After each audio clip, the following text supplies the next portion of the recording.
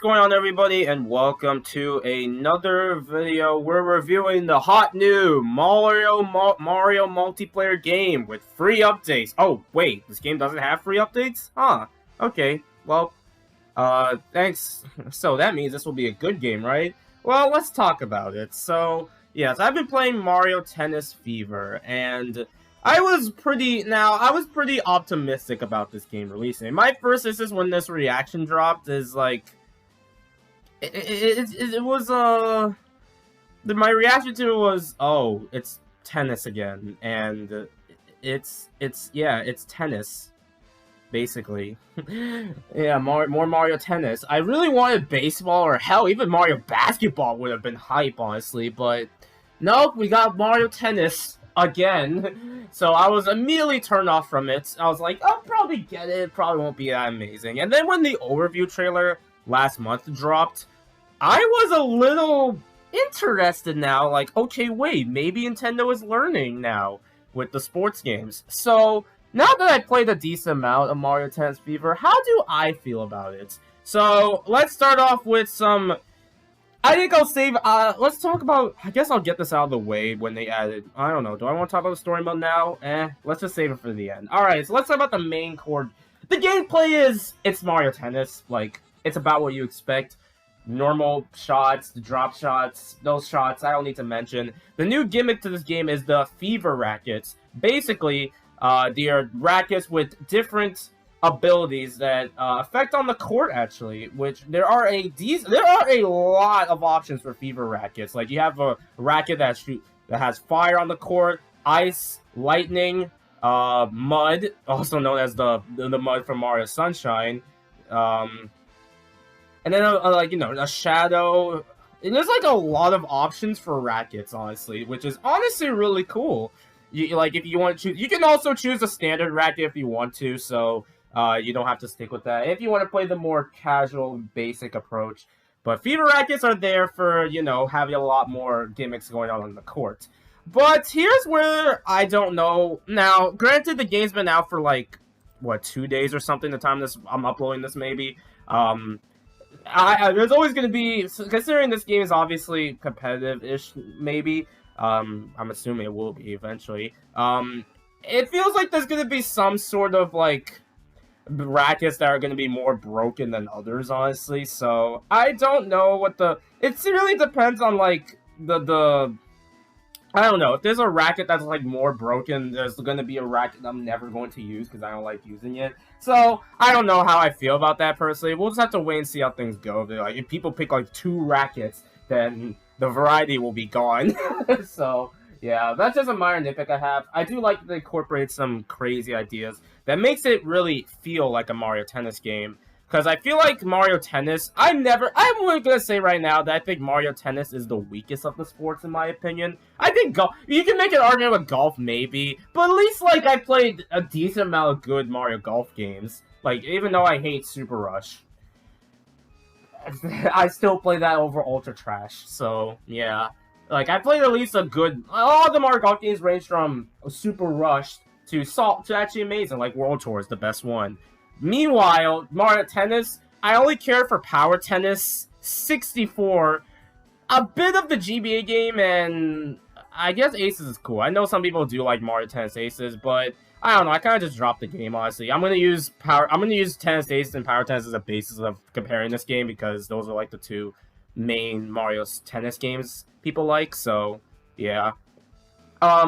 So yeah, the gameplay, now I see some people comment maybe the gameplay Aces may be better, considering Aces is a little more on the competitive, technical, crazy side. Like, don't get me wrong, because I do like Aces gameplay, especially breaking your rackets on your opponents and the zone speed. Okay, maybe the zone speed's not all that interesting, but I actually do think the gameplay's fun there. But I will say this, and probably a hot take, I think I prefer this gameplay a little more, honestly. It's a little easy and casual for people to get into this one, because Aces, as fun as it is, if you go against someone online who knows how to do the special shots and block the shots, then you're kind of at a disadvantage. Like, I never played Mario Tennis Aces. I played Mario Tennis Aces with, like, I've never played Mario Tennis Aces with anybody, because they don't know, like, the gameplay is too much for them. Maybe they don't know how to do it, and they're like, oh, I don't want to feel like it's too broken, and I don't want to win.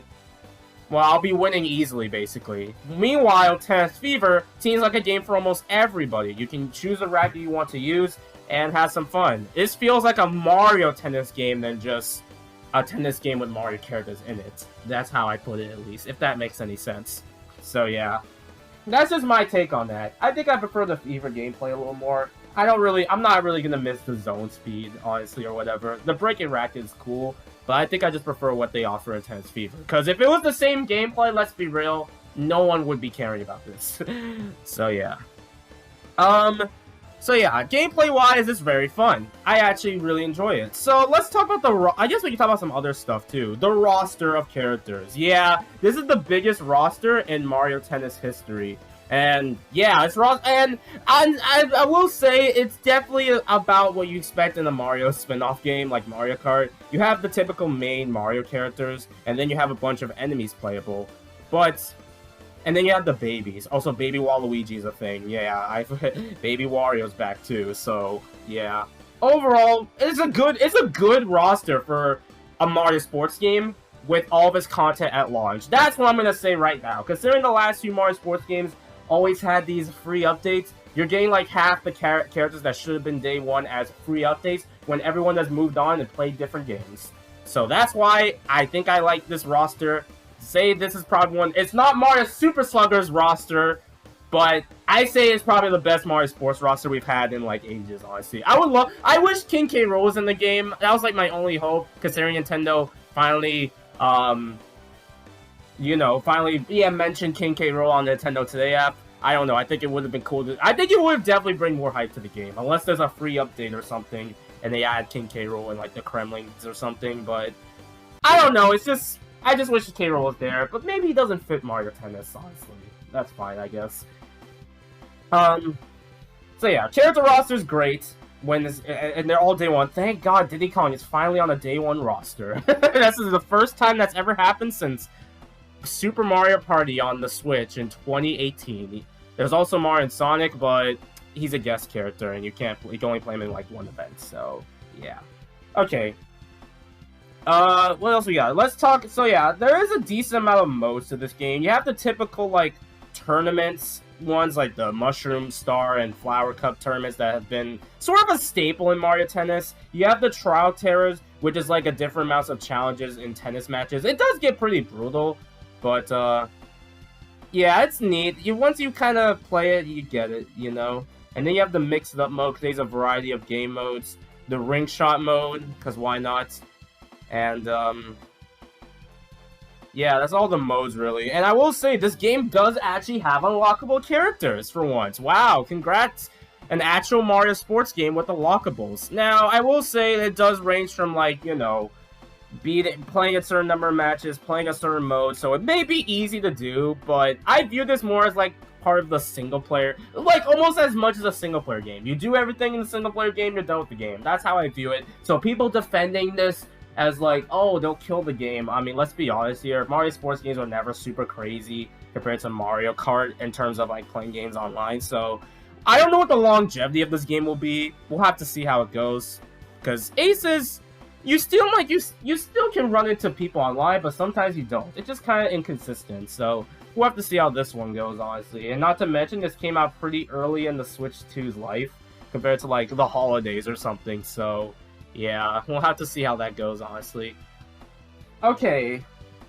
The courts themselves are really cool. It's really cool to get some courts with some gimmicks. They made a Waluigi pinball court, so that alone makes it a pretty good selection. I don't think it beats Power Tennis, to be honest, but there's some good variety here, so yeah. They even added a Mario Wonder court. It's really cool to see some Mario Bros. Wonder love in this game. They even have the talking flowers like the commentator. You can turn it off if you want to, by the way. I ain't turning it off because I ain't no bitch. So yeah.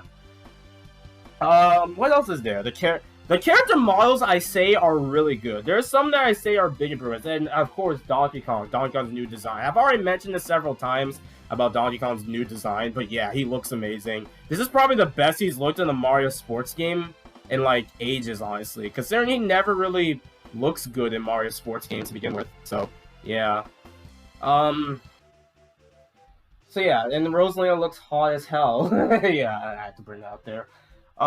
Anyway, yeah, I will say, minor nitpick, probably my biggest gripe with the game. The animations are not all that. It's weird to go from a bunch of Mario series thriving with these animations and expressions of the characters, and then we have Mario Tennis Fever just using stiff animations, and some of them even just reused from Aces. That's kind of my only nitpick with this game, really. Some of them, like, feel different, but they're still the, like, same, sort of.